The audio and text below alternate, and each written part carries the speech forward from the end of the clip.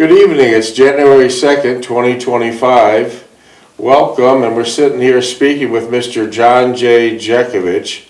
How are you doing today? Good. Did you have a nice day? Had a nice day, yeah. Cold day, yeah. I heard you went to church today. Yeah, went to church, yeah. Did you accept Holy Communion? Yes. There's only 3 people in that church.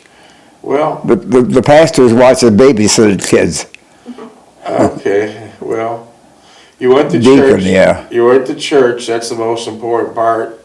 Do you remember going to church when you were in the war? Yeah, I went to church during the war. We did the church that was on top of a Jeep hood. Yeah. What was that like? Huh? What was that like? Was there... Well, in Belgium, it was cold as hell. Yeah. Yeah, during the Battle of Bulge, Mr. Jeckovich was in with many other wars. It was the coldest winter of record. And a lot of people would just couldn't understand. It's like 20 below and the wind chill factor is like 50 below. And many young soldiers just perished from frostbite and other ailments. But speaking of church, we don't have any atheists in the foxhole, right? No. No atheists in the foxhole. What was it? They have communion? Did you take communion during the war? Oh, yeah. Oh, okay. Yeah, church. Were you born a Catholic? Yes. Was your mother a Catholic? Yes. Was your father a Catholic? Yes. Your father was a Catholic also? Oh, yeah. Did he attend He was an active Catholic, but He was born a Catholic. yeah, he wasn't a Presbyterian or nothing. He was a Catholic, yeah. Yeah, Mr. Jeckovich proposed to his wife, Delphine Stulak, in the Roman Catholic Basilica in Tonawanda and asked her hand in marriage, correct? Yeah. And then later they kneeled down and at the altar of the basilica and prayed for a long and happy marriage. How'd that work out? 69 years. Prayers must have been answered. Yeah, everyone has to really wonder, though, where was God when all the Jews were getting slaughtered? Millions and millions of Jews. We must wonder, where was God at that point? Where was God? But, so your mother was a devout Catholic, right? Yeah. And she went to Mass often? Every morning. That's wonderful. And what church did she go to? Going to Holy Trinity.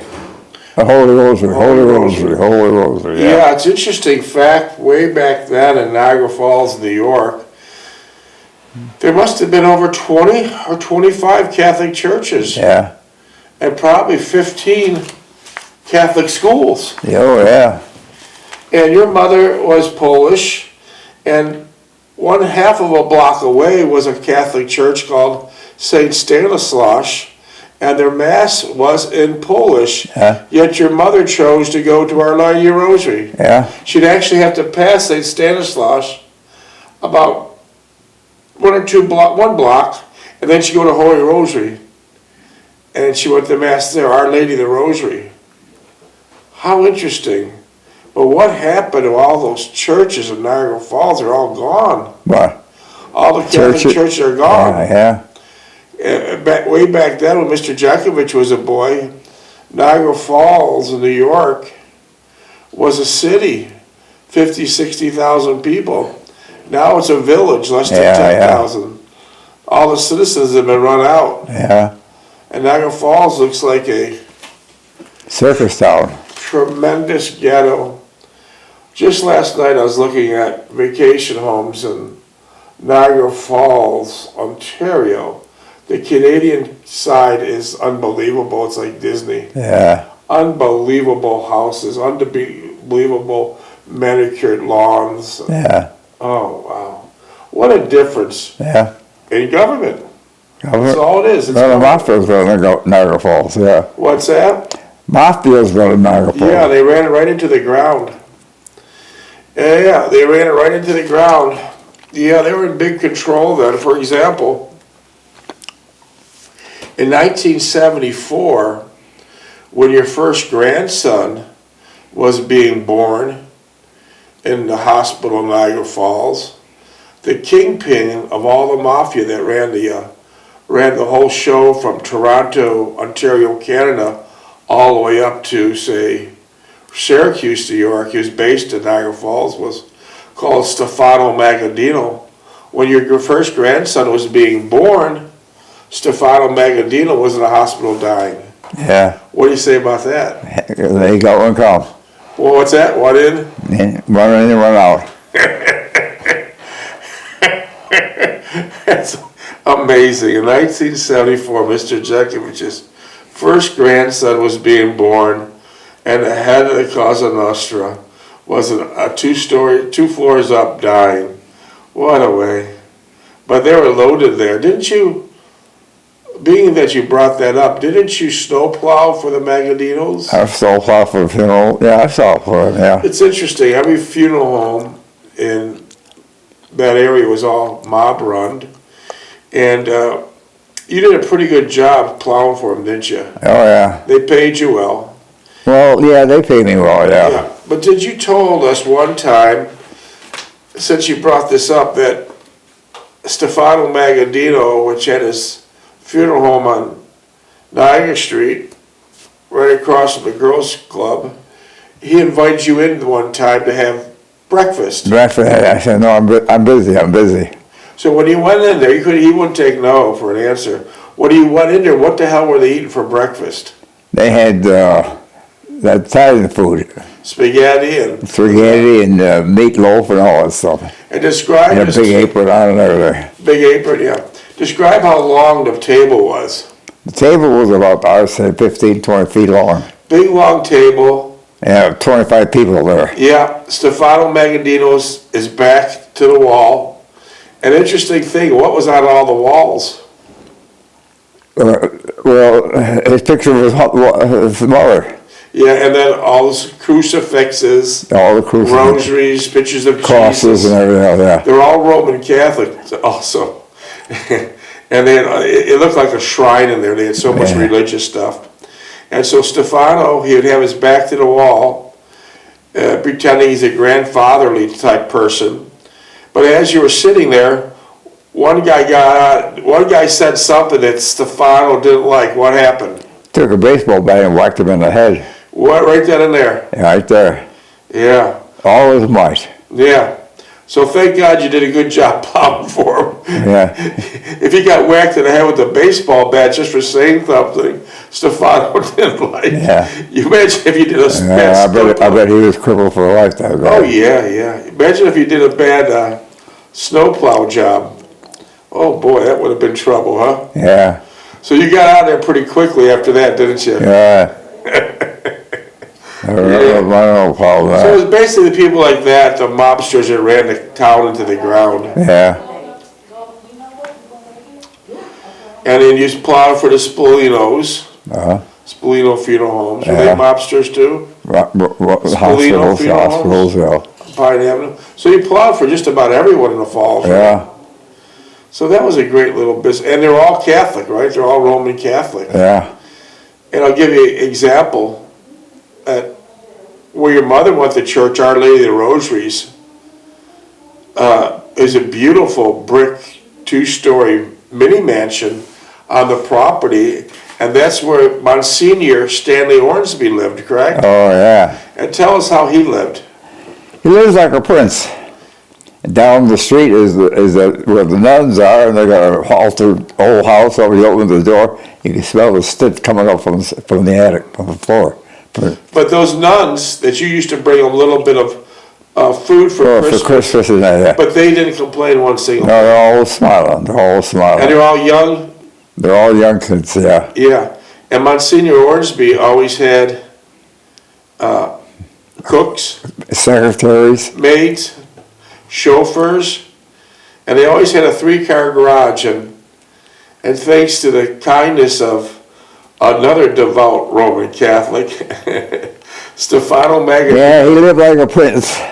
thanks to the kindness of the heart of another devout Roman Catholic mobster, Stefano Magadino, in Monsignor Stanley Ormsby's garage, there was always every year a brand new black Lincoln and a brand new black Cadillac. Yeah. Yeah. Yeah, all in the name of God. Yeah, And the nuns are living yeah. in total poverty. And down the street, they're living under very bad conditions. Yeah. Well, that was actually on the same property, but it felt like down the street because they didn't want to put that mansion too close to that shack where the beautiful nuns lived. So that's how, I guess you're probably right, Mr. Jeckovich. That's how the city went to hell in a handbasket. Yeah. That's how the city went to hell in a handbasket. Well, let's see. I'll open up this computer, but I'll need your dog tag number. 42965. Thank you. We're on page 715 of Mr. Jeckovich's book titled Their Mother's Sons, and we're on the chapter titled Wedding and the Poconos. This is when Mr. Jeckovich is just got married. He's going to the Poconos in Pennsylvania for a honeymoon. How was the Poconos? Very good, very good. She did mention a long while back when we first met her trip to New York City by train with her cousin and sister, but I imagine this was a different and more revealing experience for her. I was content to let her back into the enjoyment of it, taking great delight in observing her and noting her reaction to various sights she saw on the way. We arrived at Hazleton just as the sun was setting, and we left only a short period before it would be dark. Was Hazleton in Pennsylvania? Yeah. Okay. It had stopped snowing, and we had crossed the New York-Pennsylvania border a while, and the air seemed warmer and much drier as we traveled south. 17. We drove through the intersection of 93 onto Whitehaven and eventually Lake Harmony, on which Split Rock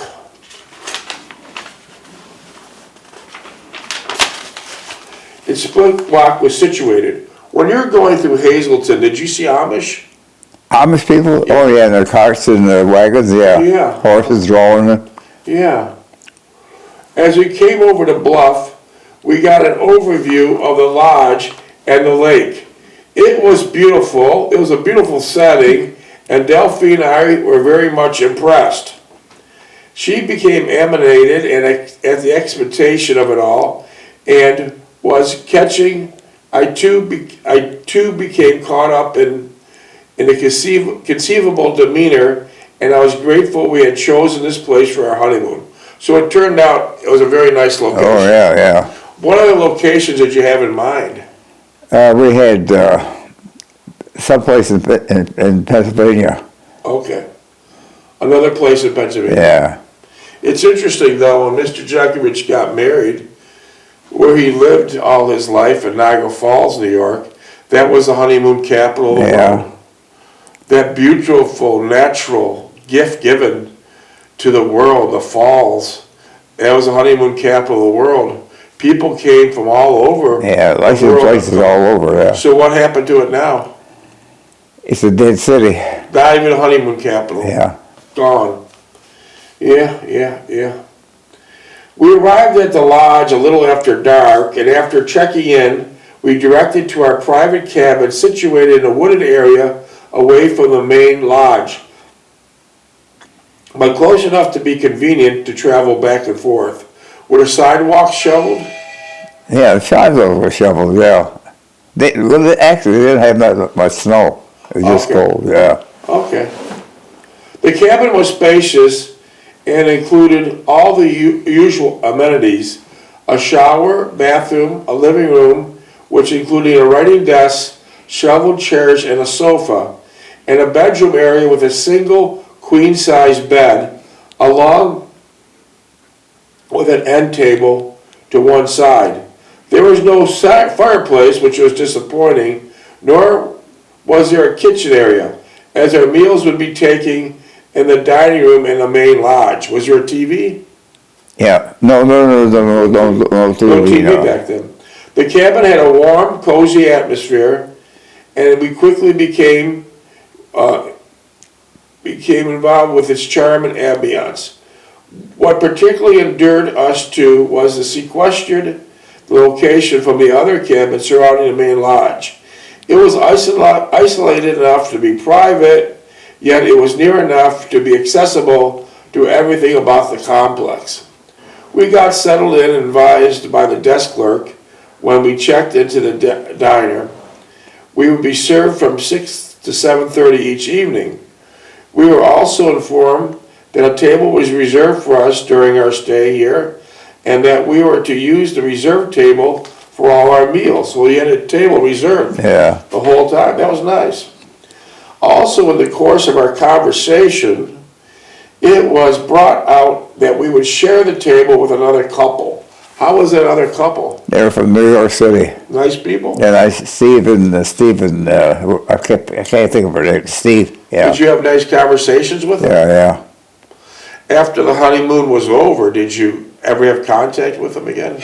Yeah, we called them up a couple of times. I wrote a couple of letters that about a year later it kind of faded out. I faded out, yeah, of course. Of course. I felt uneasy about this, but it did not transmit my angst to Delphine regarding the matter. Having always felt a sense of uneasiness in eating out in public, and more so amongst strangers, I unconsciously began to count up the total number of meals we would partake of here. It came to almost 50 meals, which gave me a trepidation and concern, but I resolved not to let it overcome me. Besides, I would have Delphine in the midst at all times, which would give us great consolation and comfort.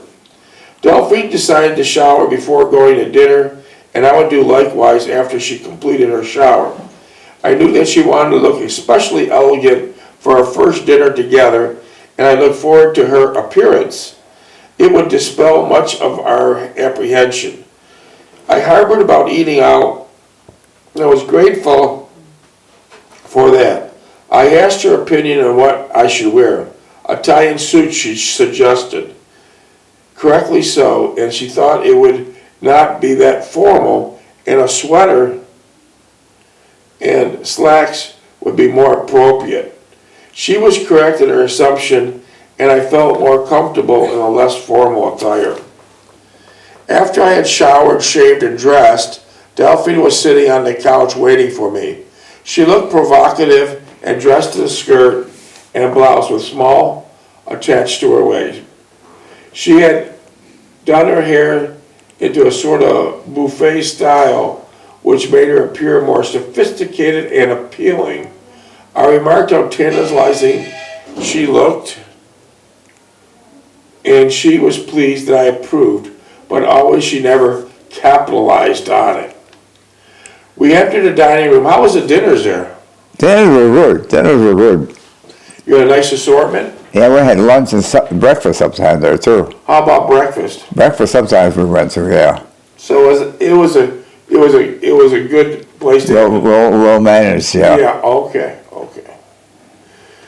We entered the dining room. As luck would have it, the couple that shared our table was already present and enjoying their meal. Delphine and I both felt awkward at meeting them for the first time, but Delphine did much better than I in greeting them and carrying on a conversation. It seemed they were staying at the main lodge and that their departure date was only several days away. Okay. I felt relieved at the prospect and contemplated that I could struggle through the next several days, not ever thinking that perhaps the lodge would schedule another couple in their place. Once they left, did they schedule another couple? Yeah. Okay. It was filled up, yeah. Yeah. Minutes?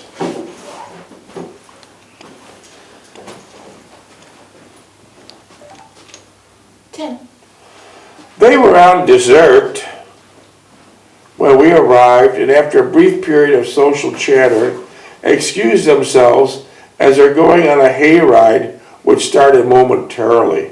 Did you go on a hayride? No. I relaxed somewhat after they left and enjoyed our meal. The dining room was rustic, in keeping with the physical setting of the entire lounge, but it was well furnished with white tablecloths and high-backed chairs. There was a large stone fireplace in the center of the room on the outside wall, which reminded us of the Red Inn. The square oak dining tables were distributed throughout the spacious dining room. A small ensemble was playing as the far end of the room, which created a pleasant and gracious atmosphere conducive to dining and conversation. So they had a nice little band there. Yeah. All right, all right. They had a little dance floor too. Oh, and did you dance? Oh yeah. Oh, that's nice. That's really nice. All right, let's see. The meal was outstanding, as was the serving of it. The people were all friendly and cordial, and strived to make our dining experience an enjoyable affair. They made us feel relaxed, and we began to look forward to our meals, which was a great accomplishment for me. Delphine enjoyed herself, and it was radiated in her face, which she had became more alluring and captivating. I believe she realized that she had me awestruck, and she took great delight in her hold over me.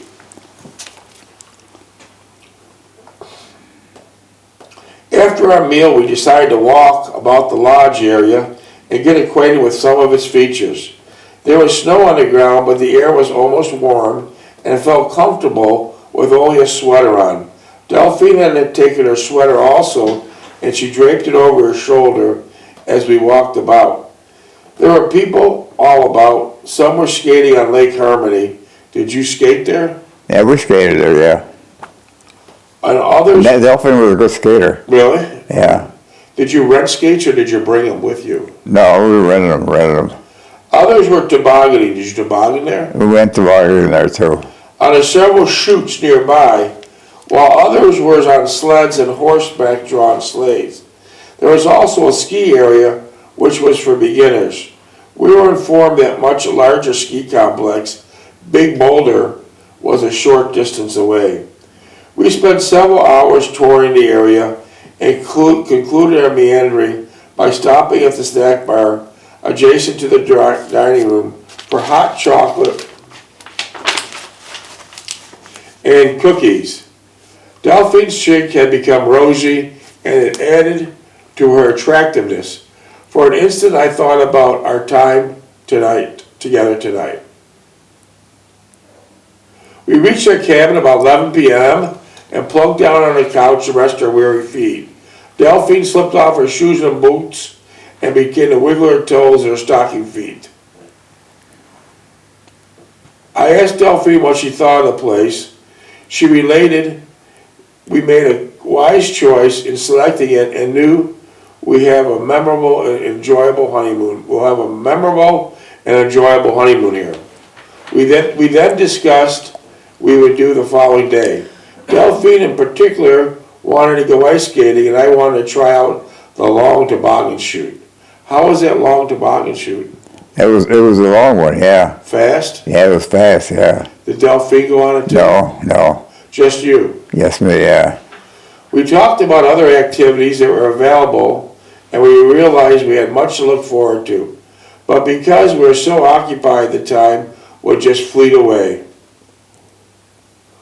Would you want to live here always? Would you like to live here always rather than go back to our small apartment? I quipped, pulling her closer to me. I think this place would be like everywhere else. Once you got used to it, it would have some good points and some negative aspects. She related quickly without much thought given before her. She answered.